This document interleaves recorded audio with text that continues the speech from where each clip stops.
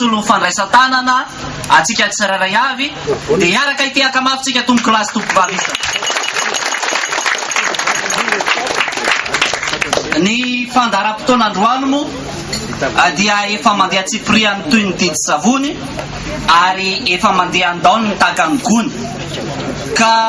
ao anatin'izao fankalazana ny andro raisam-pirenena ho amin'ny fahalalahany asa fanaovan-gazety izao dia ny zavatra ho ataontsika eto dia misy ny fandraisam-pitenenana. Ao aorianan'izay dia hiaraka hikorana sy hiaraka hilanonana isika. Koa izao dia manainga mpanajana ny solokena ny mpanao gazety Andriamatoa Soavandriamaritafika filohan'ny AJRP andray fitenenana ety aloha. Manainga mpanajana tompoko ray sika mitiaka amin'ny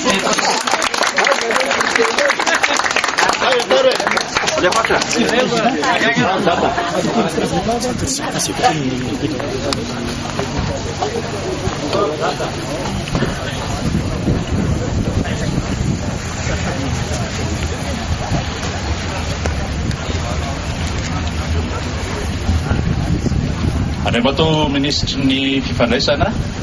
sy Ramatoavatany, isika mpanao gazety izay vorolany eto amin'ity toerana natokana iaonana amin'ity androany ity.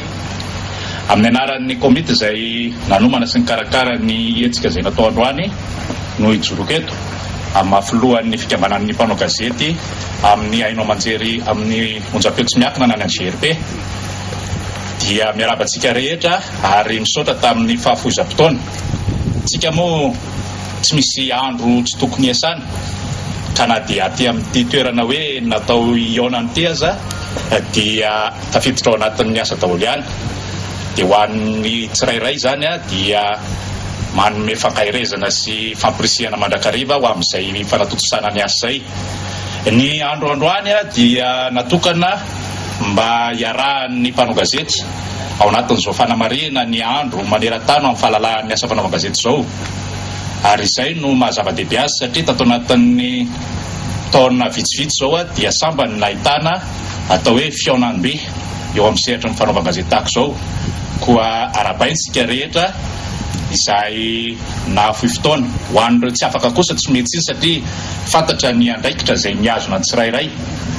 Izay fahatongavana mifanotrana sy mifanatry tahaveto izao dia zava-dehibe eo amin'izay hoe famerenana indray ny asina sy ny firaisan-kina ary ny fihavanantsika mpanao gazety. Tsy hamofo tamandry fa samy mahafantatra ny zavatra izay mety hoe nisy ny tsirairay avy nandritra ny vanim-potoana izay nolalovana. Kanefa na izany zany dia izao andro androany izao no heverina fa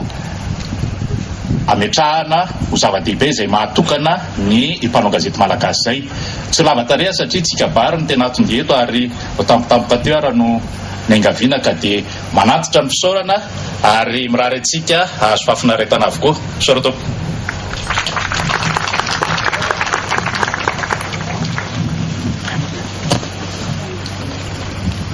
Isaorantsika ny filohan'ny AJRP nitondra izay anjara fitenenana teo izay. Mamy dia mamy amin'ny sofina toy ny fikarantsa valia maneno koa tokoa izany teny izany ka sady mahafinaritra ny fisainana no maharavoravo ny fo. Ao moa izay azo lazaina hoe vovonany ediny lohany varivariny andrininy tafo ary felatana magiky ny rantsana izay mampiodina ity asa fanaovan-gazety ity dia ny ministry ny serasera. Koa dia manainganao mpanajana Andriamatoa Ministry serasera Henri Laurent Rajason andray ny anjara fitenenana manaraka. Raisitsika amin'ity akamafy dia mafy izy tomboko lasy tomboko vavy. Miaraba tsika rehetra araka ny resaka ny fanarahana tsisy kabary ofisialy mieziezina na ohatr' izany eto antony dia fifa tao anatin'ny fotoana sy tapany na telo taona zay dia tsy neona tsony tsika mpanao gazety tany amin'ny fito sy roa arivo sy valo sy roa arivo tantsika no farany nionatsika rehefa tonga ny voalohan'ny taona. Dia teo tenatenan'izay nefa ny rahantsika nalala ny zavaniseho. Dia nisy arak'izany koa ny rizariza sy ny disadisa tokony eo anivontsika mpanao gazety. Dia nieritreritra zany ny teto amin'ny ministera hoe ny fomban'olombelona rehetra zany fiaina mandalo mety tsy maintsy tonga zavatra ohatr' zany.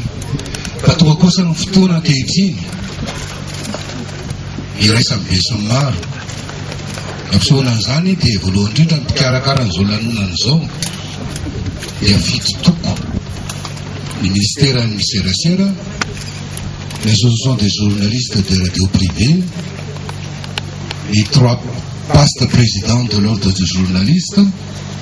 l'association des journalistes, des jeunes journalistes de Madagascar, les kompony lampitahiry izay ndraindraikitra satria tsy ohatrany tsy velobelona izay le ordre teo tenatenany teo, ny club de doyen des journalistes ao zany ny antitra dia ao koa ny tanora, ary ny fahafitony ino misy ty ny fikambanan'ny mpanao gazety ino moa izy ny mikarakara zany zany hoe lasa membre ao anatin'ny commission de délivrance de carte. Zay zany no mikarakara atombotra dia atombotra le fotoana raha mpalalantsika azy. Le ministère koa moa tsy haiko na entan'le toerana na ahoana fa dia rana tsily fa zavatra tsy nieritreretina moa le izy efa nitonga eo otra ny azakazakazaka be zay natao dao zao rehetrarehetra zao kanefa nazanona tsy zany esorana n'Andriamanitra dia esorana antsika rehetra dia fotsy foy fotoana dia tanteraka ihany ty andro androany dia voalohany indrindra kalazantsika n'izany hoe andro resam-pirenena ho an'ny fahalalan'ny fanaova gazety. Izay resantsika amin'izao tontolo izao ho antsika eto Madagasikara manokana noho ny zavatra rehetra izay aseho dia nasiantsika thème spécifique manokana le izy dia hoe le valorisation du métier de journaliste ary solidarité des journalistes. Raha ataon'ny teny gasy raha komiten'ny soava azy teo dia hoe fanatsarana sy fanomezam-boninahitra sy amin'ny sehatra tokony ho izy indray ny asa fanaova gazety ary firaisankina fameloma maso indray firaisankina ny asa fanaova gazety. Dia satria koa ny taona vao nanomboka dia efa amin'ny taona amin'ny volana miaritsika izao tany amin'ny taona valo sy roa arivo izy ny eo nafarantsika ny lanonana satria tonga ny voalohan'ny taona dia tsy maninona dia amin'ny taona raika ambin'ny sy roa arivo satria zao indray vao tonga zany ny fotoana dia tonga eto tsika menakavy tsisy resaka maro tsisy kabary ofisialy samitsika samitsika eto ny ifampiresaka sady lanonana ifampiresaka tafiditra ao anatin'izay hoe fanatsarana ny asa indray ary indrindrindra fanatevenana sy famatorana amin'ny firaisan-kenan'ny mpanao gazety zay satria rehefa miray ina tsisy nizaniza afaka amaky ny zavatra miray ina. Faharoa manaraka an'izay tsika koa dia mba tia hilalao ny mangarahara raha tsika malala fa na amin'ny ministera na ireo fikambana isa tokony ireo dia tsy hanana ny toe-bola tsy hanana ny vola hikarakarana ny zavatra toy izao. Dia nanapa-kevitra rehefa mivory zany le tsy te vory hoe zavatra tena hoe solanelina be fa mivory rehefa mipankahita indroa-telo kotsiny any nikarakarana an'izy ity reo be dia tonga amin'izay reo ankizy mpanao gazety isa tokony tsy mahazatra rano fikarakarana zavatra zao zany mifanampy. Dia tsika zany ilalao mifangararana dia hotononina eto hoe vola avaiza sy avaiza daholo nafahantsika nanao an'izao amin'izay zany mba hain'ny visy maro hoe zao zavatra aseho. Ny rehefa nivory zany ny commission d'organisation ty lanonana roantia dia mba nitsongotsongo karazana ataontsika hoe partenaire hatramin'izay amin'ny lafiny asa fanaova gazety hoe iza mba azo resahana zay tsy mba manindry androka atsika reny zay tsy mieritseritsy ny ataontsika hoe hitrandraka an'izany partenariat zany amin'ny lafiny ratsy. Dia rehefa vita zay dia nisy tokoa ny namaly dia toy izao zany ny fipetra misy tao amin'izao fanatanterahana misy ity zao ny totaly be no mety ho voalolany eto zany any amin'ny 50 millions FMG mahery any ho antsika rehetra eto de niterimana ame 2,250,000 ariary ny sokobis na ame 300,000 ariary miaraka amina mbola ho hitantsika eo bisibisy bonbon zaraina amitsika eo ny star zao zava-pisotro rehetra sotrotsika eto zao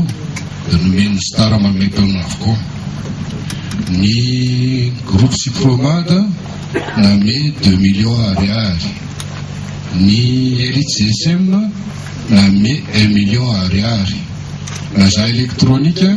na me 1 million ariary asikinganiko manokana eto Andriamatoa Nicolas Rabe Mananjara DG ny Télé Plus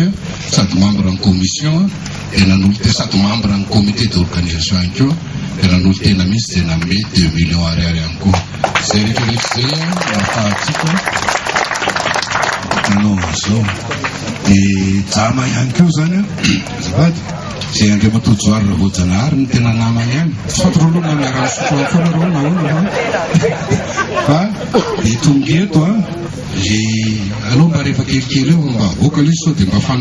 fanambolohany eto ihany fa de misy zava-pisotro jama be de be mihitsy eo zay afahantsika zany mikorana de ny ministre moa zany satria ny olona zany tsy anao zavatra raha tsy mahazo avance de ministre koa zany na ame 30 millions FMG natao avance amity fa alaiko le volako rehefa aveo alaiko le volako satria tsy mety mba iraisany be sy maro izy fa tsy hoe zareo manao azy de ny eto amin'ny table eto ny avato hitantsika ato zany ny membre ny staff ny ministère ny directeur de cabinet sy vambony zay fantatsika rehetrarehetra firaisakina moa zao fisokoafana fiaraha-mitantana tsy laza zavatra besaka fa tsika mahay tsika mpanao gazety hoe avy ahoana ny tantara fa io izy io directeur de cabinet ministère milaza zavatra besaka zay eo koa Guy Laurent DG communication zay avy amin'ny secteur privé tany amin'ny ONG sa tokony tany manataleta indray amin'ity resaka bouclage na TDR PTA bisibisy ny taratasy zany dao aminy ao Joary Voajanahary no DG RTM zay tsy zovina amintsika tsony fa rehefa ny zavatra momba ny télévision nationale sy ny radio Madagasikara tsy ho vita tsony de raha tena tsy vita zany ato amin'ny ilany ato le madamako aloha zany izy madamako raha risy razavo mpanao gazety koa izy io netiko nanaraka foana zany nanoka tany amin'ny Express la gazety ary la vérité sy na vaovao le fotoana zao manaraka Andriamatoa Rakem William tompony sady lehibe ny radio ACM ary filohan'ny commission de délivrance de carte professionnelle Andriamatoa Sylvain Anjala rédacteur en chef de l'Express membre ny commission de délivrance de carte des journalistes fotsy électorale Ramatoa Flaviane Armason rédacteur en chef amin'ny radio Madagascar membre ny commission de délivrance de carte des journalistes ary Nicolas Rabe Manjara DG TV Plus membre en commission de délivrance des cartes des journalistes ary ary paraparany Salomon Raventy Tsarama sady DG amina gazety no tompony la gazety membre ihany koa ny carte ny commission de délivrance des cartes zay mahatonga azy eto hoe ny ministère zany eto sy ny commission satria araka ny teny fanomezana koa mba mienzaka zany tsy mitovy amin'le mpanao politique teniteny zavatra nefa tsy vita kory de efa nitenentsika tamin'ny 3 semaines laza zay famboana ndraiky toerany ity hoe amin'ny 3 mai no zaraina ny carte ny mpanao gazety ary filalana de misy an'ireo commission de délivrance des cartes reo zany manao an'izay de amin'ny tena androany ity zany rehefa kelikely eo afaka 30 minitra na 20 minitra dikabary Andriamatoa Rakem William président ny commission de délivrance ny carte anazavazava ny fomba nanaovan'izy ireo an'izay listan'ny mpanao gazety toko mahazo carte zay ary anao fizarana distribution symbolique zany hoe karta folo ihany no zaraintsika eto androany. Ny antony dia tsotra 5 sy fisinjato no anarana mpanao gazety no tazoniny commission amin'ity voalohany ity zany azony karta io. Ka raha ohatra ka hoe izay 5 sy fitonjato zay no zaraintsika eto dia tsisy zava-pisotro voasotra eto dia variny zarakaratra eto ka dia nanapa-kevitra zany hoe folo ihany no zarainy eto fa rehefa avy eo zany manaraka any alefa any amin'ny organe de presse tsirairay le karta dia ny responsable amin'ny organe de presse zany no mizara amin'ny mpanao gazety isa-tokony. Misy any no ataontsika hoe ady hevitra vavana be momba n'io karatra io. Tsika moa zany nanao le politique d'assainissement zay iveloko fa irasantsika rehetrarehetra zay politique d'assainissement zay satria tao zay nisany mifafambaraka isa-tokony fa raha amin'ireo tsy mpanao gazety nefany milahatra ho mpanao gazety nanao zavatra tsy dia mentsika loatra. Zany zany natao io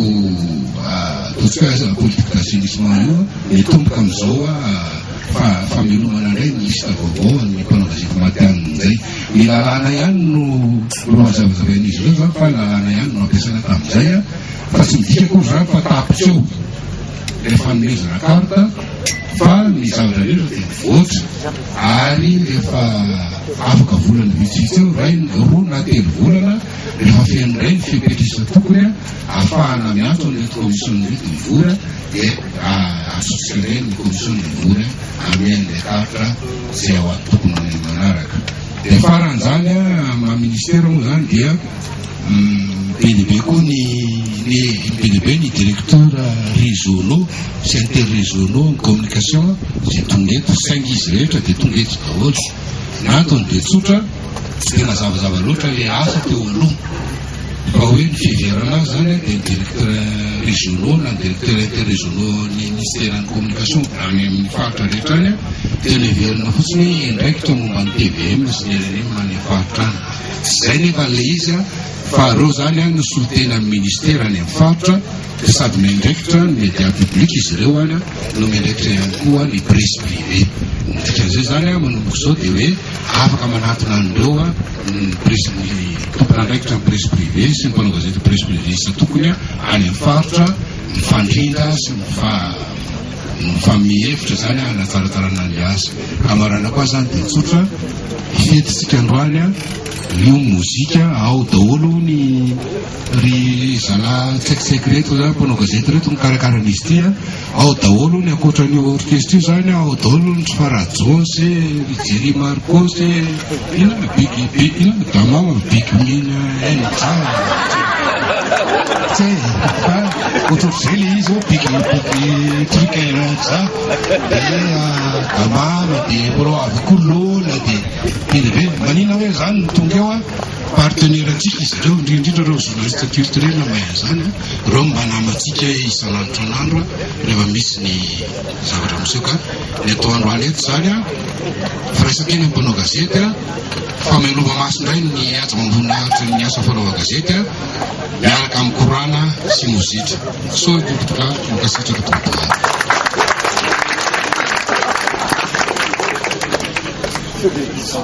Toloantsika ny fisoarana manokana Andriamatoa Ministra ny Serasera mitondra izay lahateny sy fanazavana izay azo lazaina izay rehetra nambarany teo fa toy ny vary amandro no tondra tantely ka tsy misy ampiana na analana kely fa tonga amin'ny sosiny tsara indrindra.